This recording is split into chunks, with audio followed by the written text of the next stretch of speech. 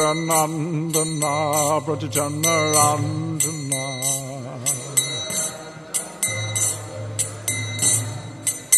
Yamunatiravanachari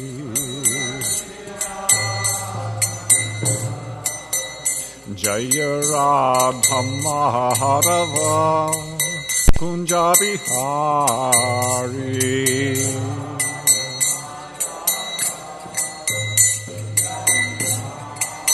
Jaya Gopi Jana Vallabha Girivardhari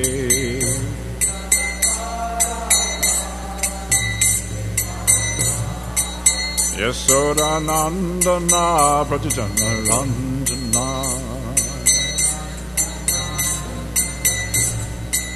Yamunatiravanachari Jaya Radha Madhava Kunja Bihari Madhava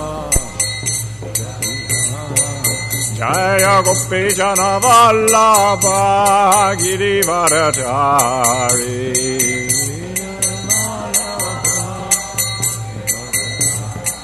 Yasodanandana Prajajanarandana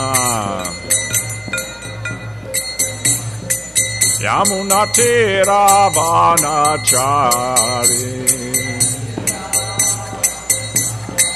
Jaya Radha Madhava Kunja Bihari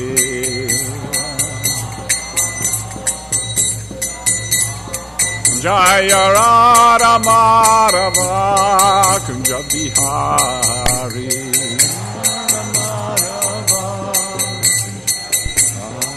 Jaya Radha Madhava Kunja Bihari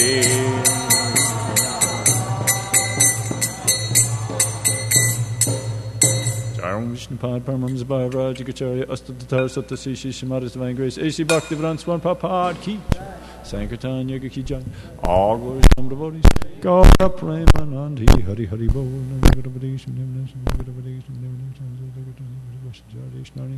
Ranan Vaskachana Mantrana Matamam Devan Sarasatya Santarojam Diriyatnas Tabirchibadasunichim Bhagavaseva Bhagavatim Tam Sloke Bhagavatam Nashtaki Om Namo Bhagavate Vasudevaya Om Namo Bhagavate Vasudevaya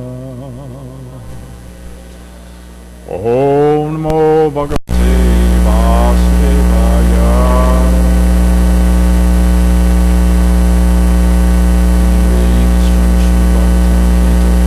Chapter 20, Text 50. Harir Deha Bratam Atma Svayam Prakritir Ishvaraha Tatpadamulam Sharanam Yata Shemornam Iha Harir Deha Bratam Atma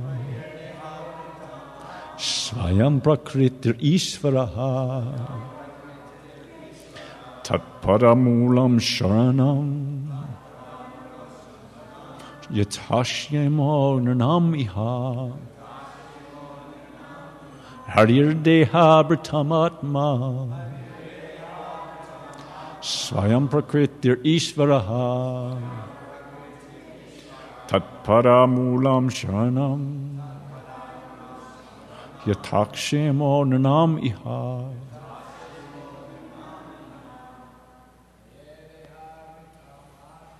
Harir Deha Bratam Atma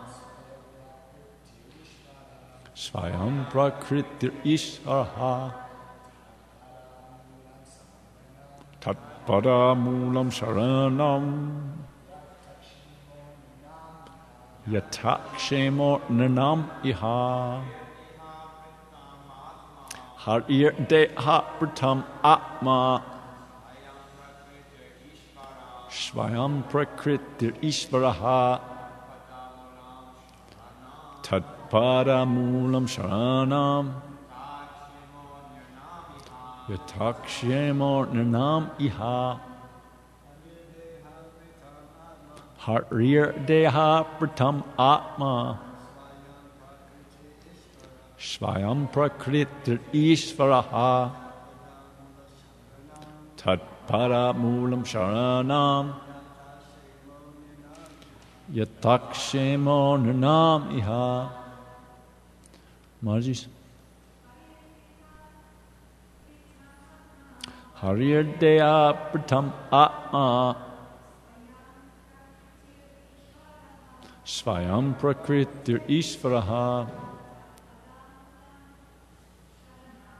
Tatparam Sharanam Yatakshemo Nanam Iha Harir Deha Pratam Atma Svayam Prakritir Ishvaraha Tatpar Mulam Sharanam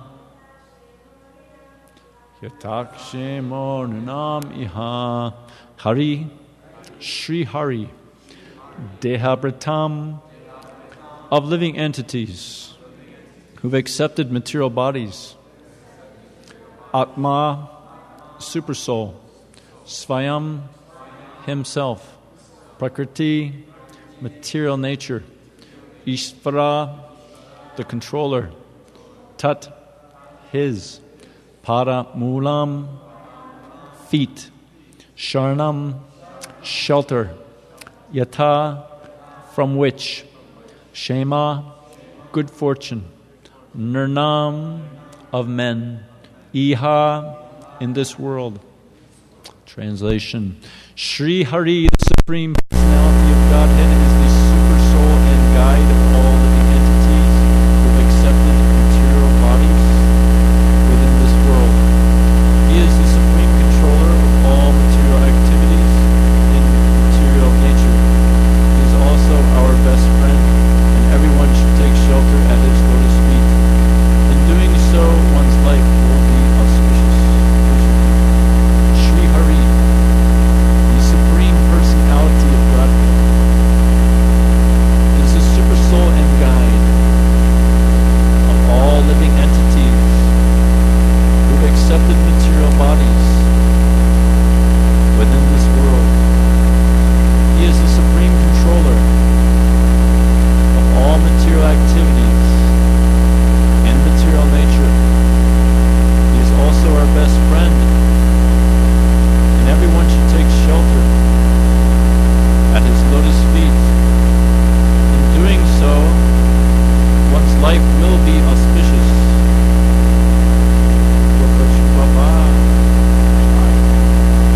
In Bhagavad Gita 1861, it is said, Ishvara Sarvabhutana Hridaya Tishtati. The Supreme Lord is situated in everyone's heart, Lord Arjuna. The living entity is within the body and the super soul. The Supreme Personality of Godhead is also there. The living entity is within the body, and the super soul, the Supreme Personality of Godhead, is also there. He is called Antaryami and Chaitaguru. And as Lord Krishna states in Bhagavad Gita 15:15, he is controlling everything. Sarvasya jaham hridi sanivisto tasmatir jnanam apohanam cha. I am seated in everyone's heart, and from me come remembrance, knowledge, and forgetfulness. Everything is being directed by the super soul within the body. Therefore, the better part of valor is to take his direction and be happy. Everything is being directed by the super soul within the body. I'm sorry, I was just repeating. Therefore, because I wanted to hear it again. But therefore, the better part of valor is to take his direction and be happy. To take his directions, one needs to be a devotee. And this is also confirmed in Bhagavad Gita 10:10. Tesham sapati yuktanam vatam pratikurvatam dami bhudi yogam tam yenamam yamte.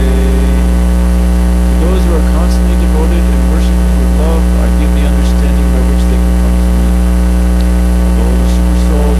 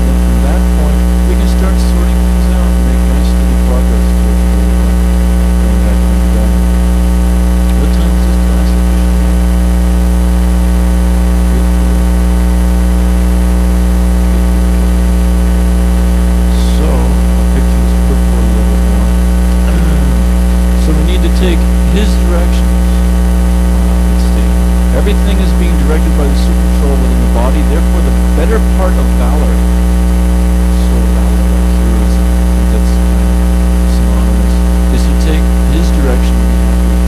It's described that also Prabhupada makes a statement that it's the best part of valor to follow those four regular principles and resist the temptation of Maya. So this is part of his direction, following the four regular principles. Chant 16 rounds in one day. And what is his direction? We shouldn't be so foolish to say that we know his direction without, under the guidance of authorized authorities. For example, it's a true story. A lot of Christians, because they don't have a living guru, they hate God said so. And one guy, he's one Christian, he said God told him to climb the Himalayas.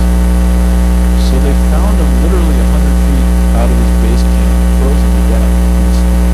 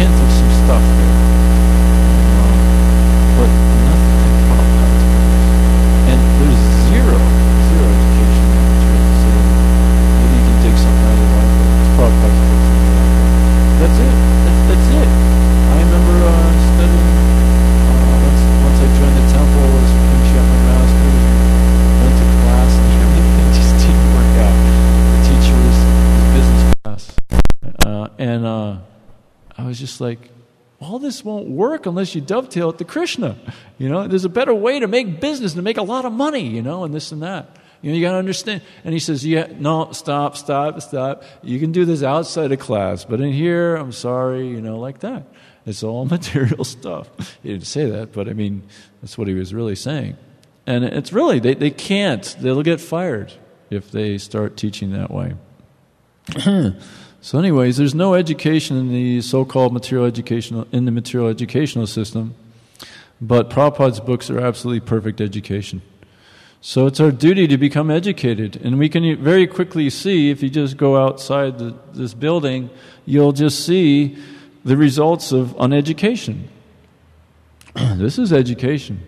I was just thinking last night, after Madhukari's wonderful class, just thanking Prabhupada because he gave us a real education. Now we have a life that makes sense. Now we can have our intelligence nicely situated throughout our life and make decisions that make sense for ourselves and go back home to Godhead. And everything here is just so perfect. Everything is just perfect. But the second you go into that world where there is no education, you have ignorance. And because of this ignorance, people haven't even thought about who they are, first of all, and they're just going around mindlessly doing things because that's what my parents taught me, and they haven't done the questioning process and getting the answers that they need in order to really have success in life. So we have to, our duty is to educate. We have become fortunate. It's the duty of the fortunate to make the unfortunate fortunate. So we have to educate people. And what's the best way to educate one another? Is very, very easily, if you just go up that stairwell, you'll be reminded of what is the best way to educate people. I don't know, everybody been up that stairwell? You have, 25 pictures and quotes from Prabhupada, all on book distribution. And reminding us that, yes, this book distribution is the best way to spread Krishna consciousness, the most important activity. And so we should take it up under the guidance of authorized authorities and help educate the world. There's one quote that I recently got from Brigapati over the Warp Tour. What nectar. I'm paraphrasing. Prabhupada's saying, this book distribution is the only hope. It is the only hope. And I got another quote from one of the previous gurus before Prabhupada, forgot which one. But he said, this book distribution, you won't see the results for 100 years. And what is he talking about? I mean, results I'm already seeing, I'm not downplaying what great soul said. But I'm already seeing a fair amount of results. And can you imagine what it's going to be like in 100 years? That's the way I see it. A lot of people do not, I can see in Chicago you got this sea, a complete sea of ignorance right here, right? And you might think, man, what good is it for me to go out there for 5 minutes, let alone an hour or two, and try to deliver these fallen conditioned souls, giving them an education, because it's such a sea, it's useless. You could easily come up with that idea. Your hard effort to go out and distribute 1 or 2 books, or 10 or 20, or whatever it's going to be, it's making a humongous impact. I can see every year we've been distributing these books at this Warp Tour, and at a college preaching, wherever I go, I'm meeting people, a lot of them. It's just like a snowball effect. Because when I first started, it was like the Chicago experience, except I was the only one going out in Tucson, Arizona. And actually, there was somebody else then there distributing. But still, it was like, my God. But I just stuck with it because my authority asked me to, so I did. And after a few years, things started really changing. That business that I went into where the guy gave me a really hard time, now that business is closed. And those businesses where they gave me a lot of money and took the books and were very favorable, their businesses are growing. And not to mention, just even if you don't distribute any books, all those people giving you a hard time, all their pious credits going away. All their funds are going away. All that material power is going away. Those people that are favorable, even Prabhupada said, if they just even appreciate what you're doing, they get a human body in their next lifetime. So let's say you go out on a busy street and you don't even distribute one book. The amount of service that in progress that you've accomplished is immense, actually. A lot's being done. I also meet a lot of people that say, yeah, my buddy's got this book. He's turning all of his friends on into it. I'm getting involved with it because he's really into it. It's just like I just got a book on the Warped Tour. Some kid has spent somebody spent like 30 seconds with him. He got a book. He's 15-year-old reading it, just going, wow, on a regular basis, and just going, guys, you got to check this out. I've heard that so many times on the Warped Tour this year, It's like, yeah, and then they want it like anything, right? Pay you $20 for a little book for that. They're really things are definitely happening because there is a lot of energy out there from devotees, unfortunately, that are saying, what good is this book distribution? People don't even read these books anyways. I remember it's Janmashtami, Warped Tour 3 years ago. I pull in to get some spiritual upliftment from the temple after being on the road for so long. And I pull up, and there's a Prabhupada disciple, and he goes, is this a Sankirtan van? Oh my God. Do people even read these books anymore? And it's like, oh my God. He's just like, crush. Like poison, the maximum amount of poison that anybody could feel, it felt like. So you're going to get some of that. Completely, 100%, don't buy it. There was actually a temple president, this is quote unquote, this as far as somebody told me, or maybe it was a temple president's son, can't remember. He says, what good is distributing these books? People don't read them anyways. They're trying to find another means to spread Krishna consciousness.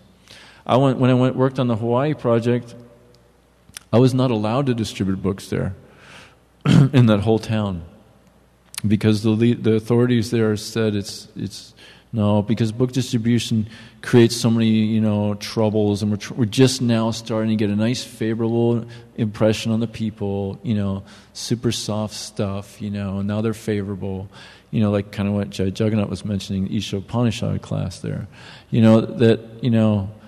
that's not what we're after. Prabhupada said, if you don't have opposition, great opposition, then you're not preaching enough. You should have great opposition, means you're doing your job. Back when they were distributing millions of books a month, my God, did they have opposition. So, of course we want to do it in a nice way also. We don't want to agitate the people unnecessarily, but it is the best way to spread Krishna consciousness. You ever wake up a new bhakta? You ever wake him up like he wants to sleep in? You wake him up. Is he like, oh, thank you so much, you're such a nice person? No, he just basically wants to tear your head off, right? And words come out that really aren't very nasty. So what we're doing is just waking these people up, And what do we expect them to go, oh, thank you so much for pulling me out of telling me I'm an illusion. Of course, we don't tell them maybe that directly, but indirectly we're saying that. Indirectly we're telling them they're a fool and you're nonsense, and when they think they've got it all together. Anyways, don't buy into this education. I'm glad you have Jai Jagannath here to straighten you out on that. Seems like one of his favorites, is my guess. Because my dad, he graduated first in his class from MIT. All my uncles went to PhD. One of them got a PhD, master's from MIT. So all I heard was that material education. My dad got all of his nieces and nephews all to MIT. They're all like rocket scientists and things like that. And I just rebelled against it. It was just like I just saw the nonsense. One time I heard my uncle talking, and I was just like, what are you saying? Are you saying anything? Nothing. He has mastered the art of word jugglery. That's it. He has not done anything else in his whole life. I'm not kidding you. He got a PhD from MIT, and he's simply mastered the art of word jugglery. He makes no sense. Zero. Nada. He cannot have an interactive dialogue. I once saw Prabhupada talk to a guy with a PhD in religious studies or something. You can hear it or watch it on video, I forgot, or you can hear it. And this guy, simple point. For 20 minutes, Prabhupada is just patiently trying to tell him, and basically, you don't understand. I'll tell it again. Simple point, we're not the body. And then you just go off into his world. We're not the body. He didn't get it. 20 minutes later, he couldn't get it. The brain is so trashed and dull from all this nonsense. He's never used his brain. Never. Not once. The Prabhupada says they have no brains. He's not kidding. Anyways, don't buy into this educational system. It's a complete waste of time. And book distribution, I remember when I read Bhagavad Gita, I was so desiring this knowledge that I read other Bhagavad Gita. Once I picked up on another kind of Bhagavad Gita, I started reading it literally. It said if you read the whole thing every day, then you'll attain the highest state. So I started reading it 7 times a day. And that would take many, many hours, and pretty soon I wasn't going to school. But I got so much nectar from it, so much stuff. It was just like, I can't put this thing down. Sometimes I would sleep like 2 hours a night just reading it over and over and over and over again. And so then I went to the ashram. That kind of guided me. Went to the ashram of where the Swami, Swami's ashram, wrote the book, and they're chanting one mantra. The guru's chanting one mantra, and I'm chanting Hare Krishna. It just kept coming out, and finally, they says, "You have to leave. You don't belong here." So I'm left back in Tucson. I'm like, where do I go? And they kicked, or whatever. I had a weird experience in Tucson ashram way back when. It was only my fault, but I blamed it on others. And so that was my only recourse, to go back there. So then I read their Prabhupada's Bhagavad Gita in 2 days, because I really just wanted to know what the heck was going on. And then when I read this verse, no one is more dear to Krishna than one who preaches this message. So I asked Dasarath, what does that mean? And he says, that means book distribution. So within hours, I just I'm almost finished my master's in geotechnical engineering. I thought about it a little bit. Okay. It wasn't a fanatic move. I thought about it a little bit. I just grabbed all my thesis stuff. Just got one more semester, $40,000 debt. I just put it all in the trash can. And then I just grabbed Prabhupada's books, and I said, let me just go for it, And I just started distributing Prabhupada's books the same day. And man, I'm so glad I made that move, because by Krishna's mercy, so many books have gone out, and believe me, there's been plenty of trial times where I said, is this really worth it? My first year I averaged probably $30 a day, and my consciousness coming back was really bad. And the next year maybe $45 a day. And then finally I got some training from Brigupati, and it increased quite a bit from there, once I got some training from these great souls. So, but just sticking with it and hanging out with people that are sticking with it, like Brigupati Prabhu. He put all of his eggs in that book distribution basket. And look how many books he's distributed. Maybe 500,000 now? 500,000. 500,000. And don't think that these books aren't doing anything. There's one devotee, I know of many devotees who are now within the ISKCON movement, many of them initiated, that got books from places where I was the only book distributor, or some of them combined with others. But our team, or me, just distributing those books, not to brag or anything, they actually became initiated devotees just from that. Quite a bit of them, actually.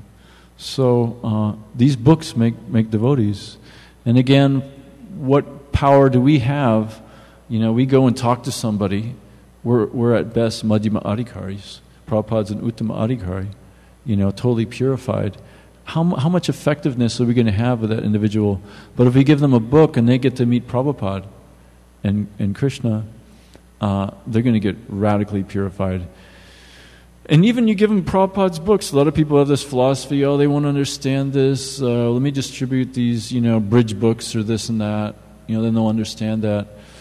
I personally don't buy into it. I don't mind people buying into it. I'm not saying I'm perfectly right.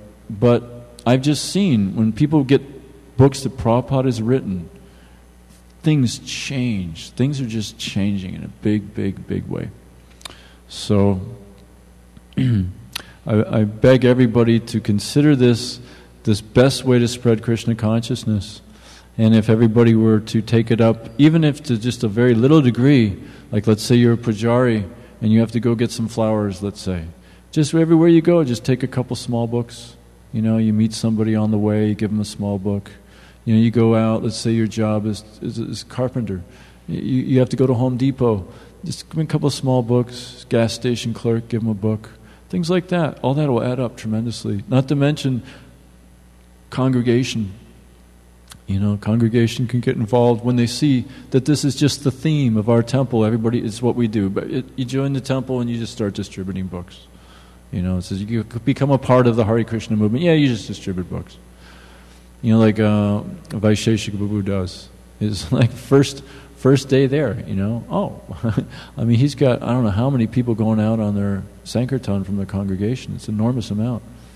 And just because he says that this is what's best for them. I asked him, a little bit about it, like, is it okay to do what you're doing? Something of that nature. Of course it's a dumb question, and he says, no, this is what's best for them. I'm doing this because that's what's best for them. If they get involved with book distribution, they make rapid spiritual advancement. And they're forced to read the books because people ask questions. So, and not to mention, one time somebody asked Brigupati, should we go to japa retreats? And the book distributors asked. Brigupati says, no, not at all. You, if you're distributing books full time or any time, you're just like, your japa is maxed out, because to get out there and be effective requires some serious japa. So it's the process, the prescription that Prabhupada's given us. Or was it Tamal Krishna Maharaj? He gave a nice talk once about how we need this book distribution for our spiritual growth. He says, you just can't, we're not potent enough just to chant Hare Krishna.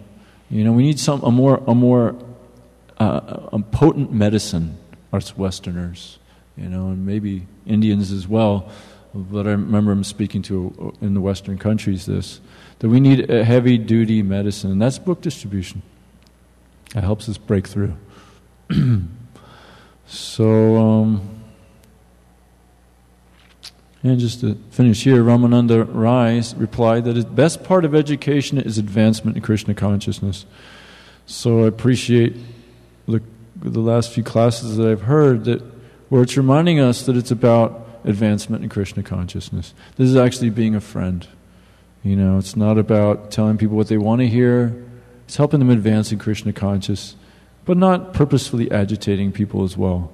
And reminding ourselves that it's about advancement in Krishna consciousness. Because, why? It's healthy to think that we're not a devotee, but that we're aspiring devotee. Somebody gave a class in Vrindavan once about that.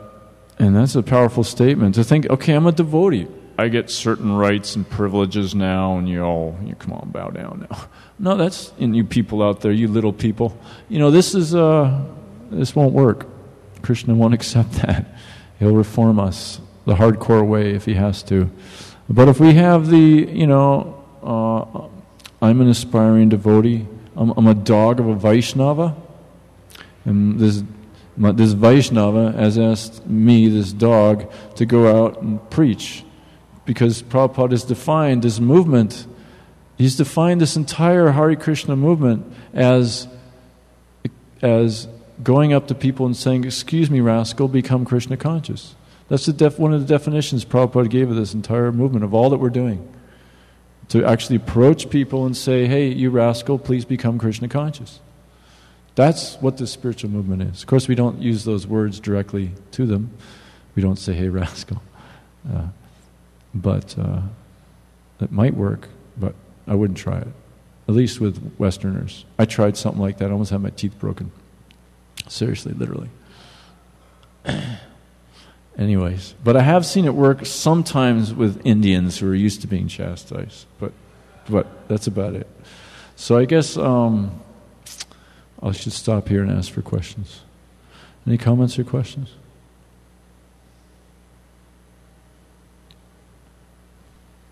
Hi, Paul.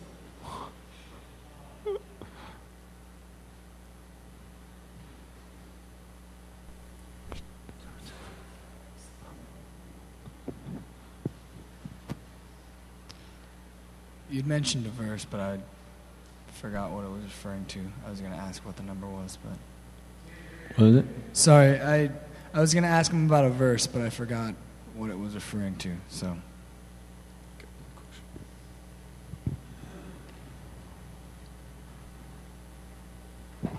You were mentioning about A relationships and H relationships. So I was trying to reconcile this understanding that we often hear to take shelter of Krishna means to take shelter of Krishna's devotees. And that's on the one hand, and then on the other hand, as you were explaining, even if that relationship shall be broken, they'll still be standing straight in the H relationship you were mentioning. So I was trying to reconcile that understanding in my mind, how that exactly works out, because we do often see that devotees have great difficulty if a certain relationship is removed or broken for various reasons, fall downs, etc. So I was trying to reconcile that in my mind. That's a very good question, because we shouldn't falsely renounce things. Well, like one major guru fell down, and a lot of his disciples ended up stopping some amazing service that they were doing. For example, and falling away from ISKCON, losing all faith. Or maybe a temple president might rub you the wrong way a little bit or something. And then so I'm out of here. I mean, how many devotees have left ISKCON because of misunderstandings, or maybe not, just not such major stuff even. So what do we do there? I remember hearing Prabhupada's memories thing, that one devotee said that he went to Prabhupada and said, "Prabhupada, you're the only person I trust." And Prabhupada says, "Oh, don't trust me, I'll let you down. Trust Krishna." So what does this mean? You can't trust Prabhupada, my God. Okay, but what's the way I interpreted it, at least, was, and it adds up here, is that the representative will give you instruction in service. So if you take shelter of that instruction and service in that authorized way, then you're connected with Krishna. Then you're with Krishna, and He's your best friend. He'll never let you down. He'll never have a fall down. He'll never anything. It will always be perfect. Perfect. But if you think, oh, this representative in this material body, he does this to me every day, and now I've got this material emotional something with him, and this and that, and then he falls away, or maybe you're just getting too close, and Krishna doesn't want you so close, so he kind of bites you. You go, wait, I thought we were friends, What's going on here? You're not cool. We start thinking like that, it's offense. We're not taking shelter of Krishna. Simple point. Like a lot of times, people think that the sadhu is supposed to be a certain way, a certain love, quote-unquote, loving, friendly way, right? But here he is biting and, all kinds of stuff. But it's helping us connect with Krishna. So that's a lot of people will say, well, I don't want to serve this mid-management person because he's not so advanced. But I just recently heard some advanced person say, you're serving such a mid-management, not so advanced person to become qualified to associate with the advanced ones. Because if you go directly to associate with the advanced ones and you make aparaj, your spiritual life's finished. So there's a whole system there. And when we follow the system as it's prescribed by Prabhupada, literally, we can see Krishna and hear his flute and be with him all 24 hours a day, all the time. And that's perfection. And so we should be striving for that perfection. And when we're not experiencing something like that, then we should be cautious. We should be going, okay, what am I doing wrong here?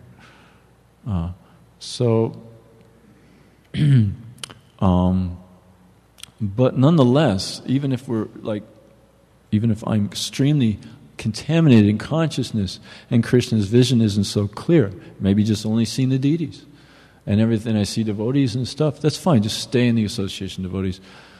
But we should understand the process as to how to truly practice Krishna consciousness and advance in Krishna consciousness. because we're like straws in the ocean. You know, that Bhakta leader that was you've just like clung to. All of a sudden he's gone, and that, you know, whatever spouse, all of a sudden gone. You know, bodies go away. You know, it's different assignments. But if we're following the process, if we really surrender to Krishna, I guarantee you that whatever you're going through is perfect. Like, let's say your guru leaves his body. Consider it if you surrender, consider it perfect. Your whatever, like, I think it was, who was it? Some great book distributor in Russia, first one, he drowned in the Yamuna. He's a great swimmer. People are just going, what? Just consider it perfect. But he's my best friend. I need my friend to make it in Krishna consciousness. Well, Krishna is saying, now you can do without him. Time to grow more, you know. So a lot of these growing pains will be there. But if we're mature, we won't whine and complain to Krishna about it. We'll go, Krishna, this is your mercy. Thank you for your mercy, Krishna. And that way we'll be a mature L cruising around and help other people become mature L's, because nothing is more needed in the world today than that. Nothing. And our whining and complaining won't do anything. And it'll just slow us down. So better just to accept. Let's say our temple president really just throws you a thunderbolt, and you're like, where did that come from? Wait a minute. Let me have some intelligence here. Krishna's mercy. Jai. Okay. Thank you. Thank you very much, Master. Like that. Whatever it is. And we apply ourselves, and I deserve worse. We apply ourselves that way, we're not going to have, we're going to be very pleasing to Krishna. You're going to get Krishna's darshan wherever you go with this kind of mood. I don't know if that answered your question. Okay, no? Sort of, kind of? Not really? Okay. By following the process is what comes down to. We get Krishna's association. And when we seek another association other than that, then there's a chance for troubles. But we should seek out the association of Vaishnavas at the same time. But how do we associate with those Vaishnavas? Is it a materialistic thing? No. It's we have to remember that it's a spiritual thing. Not get too familiar. Remember, this is a spiritual thing, a very sacred thing. Then we can have Krishna's darshan.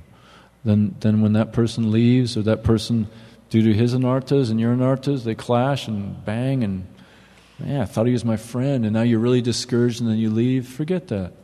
You know, that's not seeking spiritual life. I don't know if that works or not. Any other comments or questions? I guess it's 8:30. This is a critical one. I don't mind if nobody else minds. Otherwise, stop here. Thank you for the nice questions. Thank you for tolerating me. And Srimad Bhagavatam ki jai. Srila Prabhupada ki jai. Gaura Premanandi Hari Hari.